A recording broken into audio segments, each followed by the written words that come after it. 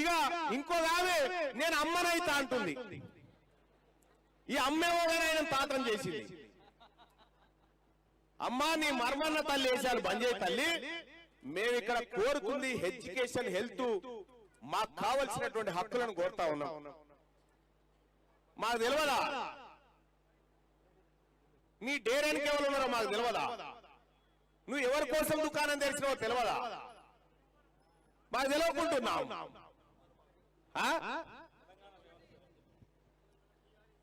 మా అమ్మ మా ముదిరాజు తల్లి, మా పద్మశాలి తల్లి, మా గౌళ్ళ తల్లి, మా పెరికోళ్ళ తల్లి, మా కుర్మోల తల్లి, మా మున్నూరు కాపు తల్లి, మా ముస్లిం తల్లి, మా పేద వర్గాల తల్లులు, మా కుమ్మరి మంగలి సాకలి అమ్మా, మా మంగళోళ్ళ తల్లి ఏ డాక్టర్ లేకుండా కానుపు చేసింది మీ ముఖానికి. నువ్వు అమ్మవేందమ్మా, నువ్వు అమ్మవేందమ్మా మాకు? ఇవి అమ్మనా? నేను అమ్మనైతే అంటున్నాను. మా అమ్మ సారదండ చేయలేదయ్యా, మా అమ్మ సారదండలు చేయలే.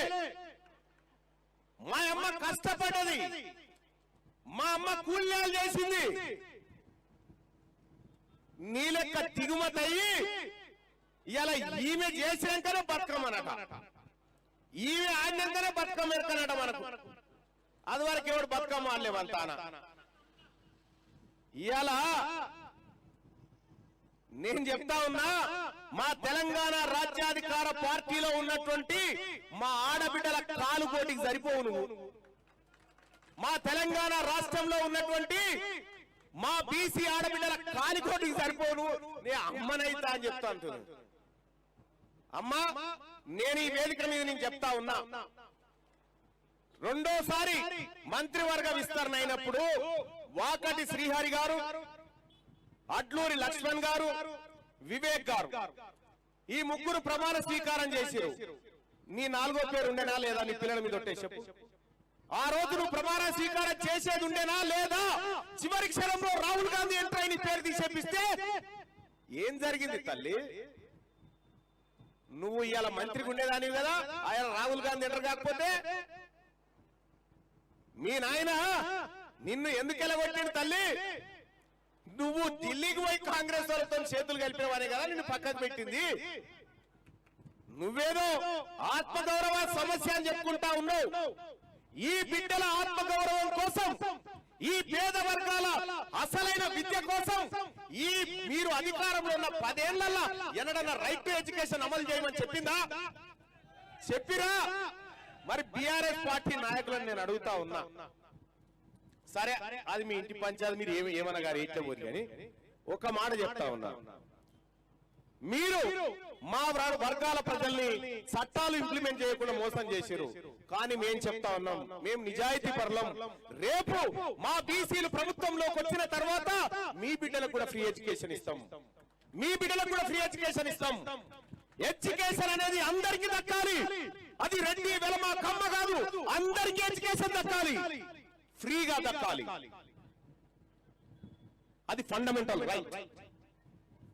అందుకోసమని ఎడ్యుకేషన్ విషయంలో ఈ ప్రభుత్వాలు చేస్తున్నటువంటి మోసాన్ని, ఈ దుర్మార్గాన్ని ఖండిస్తూ తక్షణమే ఈ వేదిక నుంచి డిమాండ్ చేస్తా ఉన్నాం. మేమంతా రైట్ టు ఎడ్యుకేషన్ ఇంప్లిమెంట్ చేయించడం కోసం ప్రత్యేక అసెంబ్లీ సమావేశాలు ఏర్పాటు చేయాలి. చేసి ఫీ రెగ్యులేటరీ కమిటీని కూడా నియమించి ఫీజుల కట్టడి కోసం వాని ఇష్టం ఉన్నట్టు పెంచుకుంటాడు. ఇక 15%, 20%, 30% అమ్మ చదివి ఒక ఏడాది అటు ఇటో కష్టపడి తల్లిదండ్రులుగా రెండో ఏడాది నుంచి వానికి ఫీజులు కట్టలేక ఇబ్బంది పడుకుంటా నా దగ్గరకు వస్తా ఉంటారు చాలా మంది. అన్నా ఫీజులు తక్కువ వేయాలన్నా, స్కూళ్ళల్లో ఫీజులు ఎక్కువైపోతున్నాయని అంటారు. పోయి తన్నుపోవాలి అని చెప్పిరా. ఈ చట్టం నీ దగ్గర ఉందని తెలుసా? ఈ చట్టం కాయదని తీసుకుపోయి వారి ముఖాన కొట్టు, వారి ముఖం ఎర్రగైపోతుంది, దెబ్బకి నీ ఫీజులు తక్కువ చేస్తారని చెప్పిన ఇది తీసుకపోయి. ఇలా మా బల్వీర్ ఉన్నాడు, మా బల్వీర్ ఆ చట్టాన్ని తీసుకొని పోయి 25 మంది పోరగాలని ₹1 లేకుండా చదివిపిస్తా ఉన్నాడు. ఇప్పుడు ఆడ సప్పట్లు కొట్టరు సార్. అలాగే మా పార్టీ నాయకులందరూ కూడా ఇవాళ ఈ బల్వీర్ విధంగానే మా నాయకుని విధంగానే తెలంగాణ రాష్ట్ర వ్యాప్తంగా ప్రతి ప్రైవేట్ స్కూల్లో జరిగేటువంటి దోపిడీ ఏదైతే ఉందో ఈ దోపిడీ కంట్రోల్ చేయడానికి తెలంగాణ రాజ్యాధికార పార్టీ నాయకులు ఎక్కడుంటే అక్కడ సంప్రదించండి. ఎక్కడుంటే అక్కడ మా నాయకులకు చెప్పండి. నేను ఈ వేదిక నుంచి చెప్తా ఉన్నా, మా జానయ్య గారికి, పెద్దలు జానయ్య గారికి చెప్తా ఉన్నా, రాష్ట్ర వ్యాప్తంగా ఎక్కడ ఉన్నా కూడా ఫీజుల పేరు మీద ఎవరు వేధింపులకు గురి చేసినా మేమందరం కూడా ఎక్కడికక్కడ మా జిల్లా అధ్యక్షులకు కూడా చెప్తా ఉన్నా, నేరుగా వాళ్ళతో మాట్లాడండి, ఈ చట్టం గురించి చెప్పండి. ఈనకపోతే నేను చూసుకుంటా వాళ్ళ సంగతి. సోదరులారా, ఇంకంతే కాదు, ఇది ఎడ్యుకేషన్ మాత్రమే కాబట్టి నేను ఎడ్యుకేషన్ విషయమే మాట్లాడుతున్నా.